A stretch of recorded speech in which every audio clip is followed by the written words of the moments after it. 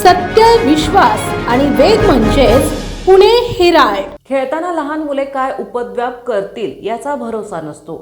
अशीच एक धक्कादायक घटना जळगाव शहरात समोर आली आहे. खेळताना 3.5 वर्षाच्या बालकाने ॲल्युमिनियमचे भांडे डोक्यात घातले. मात्र काही वेळातच भांडे डोक्यात आणि मानेजवळ इतके घट्ट अडकले की त्याला श्वास घेण्यास त्रास होऊ लागला आणि त्याने जोरजोरात आरडाओरडा सुरू केला.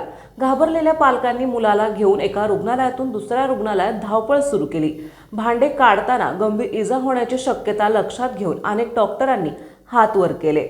अखेर मेहरून परिसरातील सारा हॉस्पिटलचे डॉक्टर मनीजा पटेल यांनी धोका पत्करून उपचार करण्याचा निर्णय घेतला. भांडे काढताना बालकाला इजा होऊ नये यासाठी त्यांनी रुग्णालयात काम करणारे प्लंबर खादिल शेख यांना बोलावले.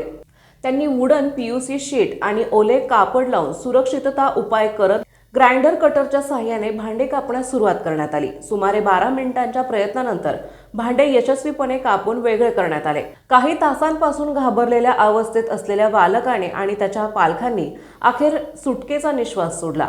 या संपूर्ण घटनेचा व्हिडिओ सोशल मीडियावर चांगलाच व्हायरल झालाय.